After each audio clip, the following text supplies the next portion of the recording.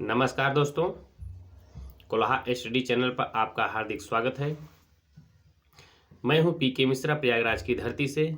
आज हम आपको बताने वाले हैं हाई स्कूल का जो पेपर आता है, प्रश्न पत्र आता है, वो कैसे रहता है।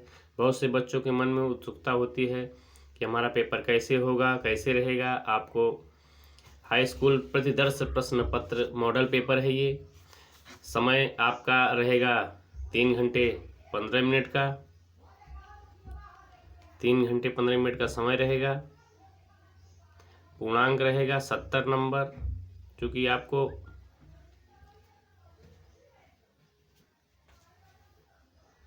पहले से ही 30 नंबर मिल जाता है, इसलिए आपका जो पूर्णांक रहेगा वो 70 नंबर का रहेगा। समय 3 घंटे 15 मिनट का रहेगा दोस्तों। प्रारंभिक के 15 मिनट विद्यार्थियों को प्रश्न पत्र पढ़ाने के लिए निर्धारित किया गया है। आप लोग आराम से ठीक से पढ़ लीजिएगा। प्रश्न एक नंबर के लिए है ये। निम्नलिखित में से कोई एक कथन सही है, उसे पहचान कर लिखिए। पहचान कर लिखना है इसको। निम्नलिखित में से एक कथन सही है, पहचान कर लिखना है इसको। सरस्वती पत्रिका की संपादक महादेवी वर्मा थी। क्या भूलूं क्या याद करूं हरिवंश राय बच्चन की आत्मकथा है। रामविलास शर्मा कवि के रूप में प्रसिद्ध हैं। मैला आंचल कहानी किस विधा की रचना है। तो चलिए देख लेते हैं, हम सॉल्व भी करवाते चलें, इसको सॉल्व भी करवाते चलें। क्या भूलूं क्या याद करूं हरिवंश राय बच्चन की आत्मकथा है। इसमें यही सही है, यही कथन इसका सही है। ये क्या भूलूं क्या याद करूं हरिवंश राय बच्चन। चलिए देख लेते हैं। रस मीमांसा किसकी आलोचना कृत है। रस मीमांसा सबको पता है, ये है रामचंद्र शुक्ल। निम्नलिखित में से किसी एक रचना की लेखक का नाम बताइए। नाम लिखिए, लेखक का नाम लिखिए दोस्तों। अथाह सागर, अर्धनारीश्वर, मेरी असफलताएं, लहरों के राजहंस। लहरों का राजहंस जो है वो नाटक है। मोहन राकेश जो है इसके रचयिता है लहरों के राजहंस। मोहन राजहंस, लहरों के राजहंस के मोहन राकेश हैं इसके लहरों के राजहंस रचयिता। अब आइए आगे देख लेते हैं। गेहूं और गुलाब किसकी रचना है। गेहूं और गुलाब राम वृक्ष बेनीपुरी की है दोस्तों। गेहूं और गुलाब राम वृक्ष बेनीपुरी की है। गेहूं और गुलाब किसकी रचना है, राम वृक्ष बेनीपुरी। त्याग पत्र किस विधा की रचना है दोस्तों। त्याग पत्र किस विधा की रचना है। त्याग पत्र किस विधा की रचना है। उपन्यास, कहानी, नाटक, एकांकी। ये उपन्यास है दोस्तों। ये उपन्यास है। त्यागपत्र जो है एक उपन्यास है। अब आता है आपका प्रश्न 2। रीति मुक्त धारा की किन्हीं दो कवियों के नाम लिखिए। रीति मुक्त धारा के किन्हीं दो कवियों के नाम लिखिए। तो दो कवियों के नाम आप लिख दीजिए। भूषण है, गोरेलाल, ये दो कवि हैं। आपका 2 नंबर ये पक्का हो जाएगा। छायावाद की दो प्रवृत्तियां का उल्लेख कीजिए। छायावाद की दो प्रवृत्तियों का उल्लेख कर दीजिए। आप देख लीजिएगा, उसमें बुक में देख लीजिएगा। उत्तरायणकृत के रचनाकार का नाम लिखिए। उत्तरायणकृत के रचनाकार हैं या लेखक भी कह देंगे तो वो हैं राम कुमार वर्मा। उत्तरायणकृत जो है वो राम कुमार वर्मा की रचना है। अब आता है आपका 6 नंबर का। ये निम्नलिखित गद्यांशों में से किसी एक के नीचे दिए गए प्रश्नों के उत्तर दीजिए। प्रश्नोत्तर नंबर 3 है ये।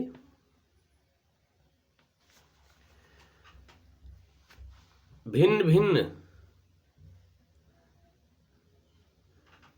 भिन्न धर्मों को मानने वाले जो भी सारी दुनिया इस देश में बसे हुए हैं, एक ये है अथवा करके देखिए आगे होगा। अथवा पहले पहाड़ काट कर उसे खोखला कर दिया गया, फिर उसमें सुंदर भवन बना लिए गए जहां खंभों पर उभरी मूर्तें बेहस उठीं, भीतर की दीवारें और छतें रगड़कर चिकनी कर ली गईं और तब उनकी जमीन पर चित्रों की एक दुनिया ही बसा दी गई। दोस्तों, पहले प्लस्तर लगाकर आचार्यों ने उन पर लहराती रेखाओं में चित्रों की काजा सीरें दी, फिर उनके चेले कलावंतों ने उनमें रंग भरकर प्राण फूंक दिए, फिर तो दीवार उमग उठी, पहाड़ पुलकित हो उठे। दोस्तों, उपयुक्त गद्यांश का संदर्भ लिखिए, ये आपका 2 नंबर हो जाएगा। रेखांकित अंशों की व्याख्या कीजिए, ये भी 2 नंबर। अब पहाड़ों किस प्रकार वृत्तांत बताया गया है, ये भी 2 ही नंबर का हो जाएगा। तो पहाड़ों को काट कर उसे खोखला कर दिया गया, पहाड़ों को काट कर उसे खोखला कर दी। इसका कैसे संदर्भ कैसे लिखना है, गद्यांश का संदर्भ प्रस्तुत गद्यावतरण हमारी पाठ्य पुस्तक हिंदी के गद्य खंड में संकलित तथा भारतीय पुरातत्व के महान विद्वान श्री भागवत शरण उपाध्याय द्वारा लिखित अजंता शीर्षक निबंध से उद्धृत है।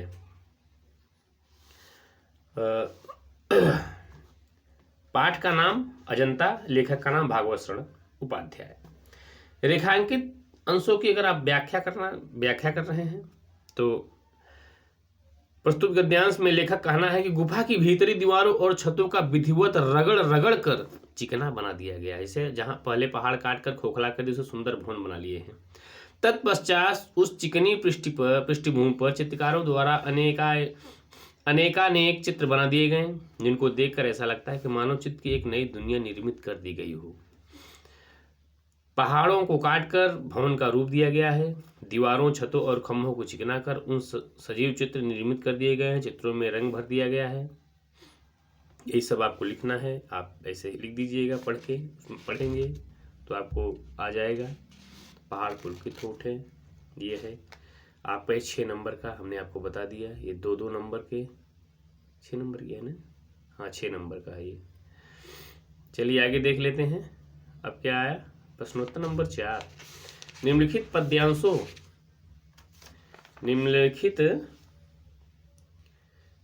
पद्यांशों में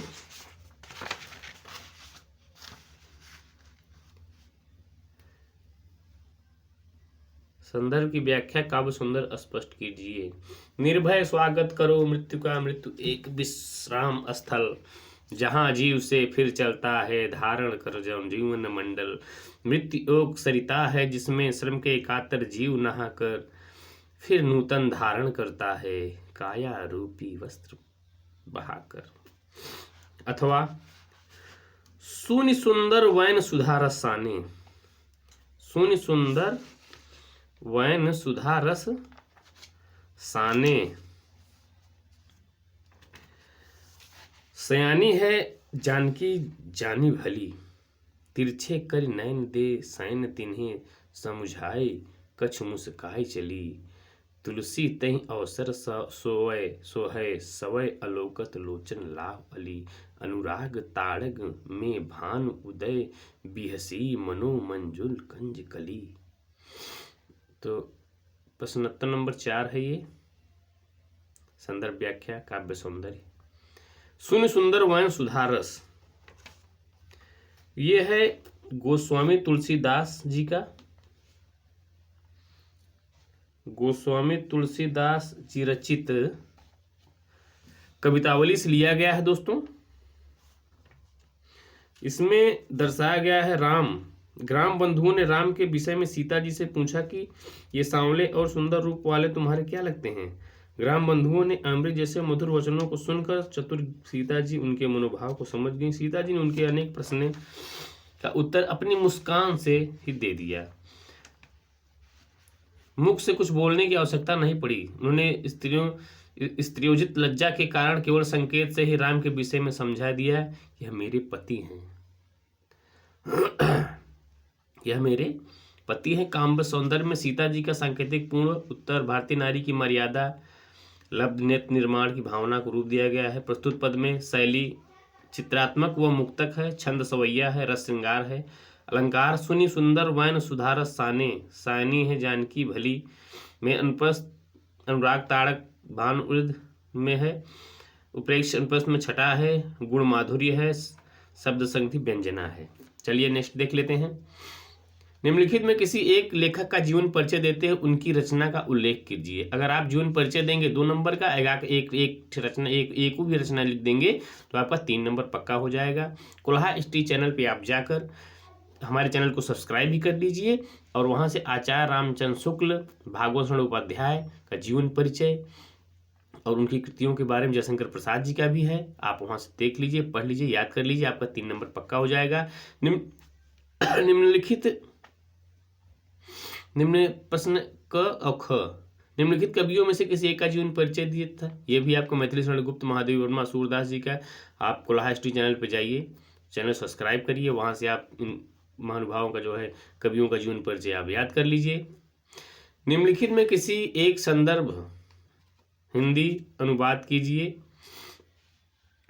मानव जीवन संस्करण संस्कृति, मानव जीवन संस्करण संस्कृति आकस्मक पूर्वजा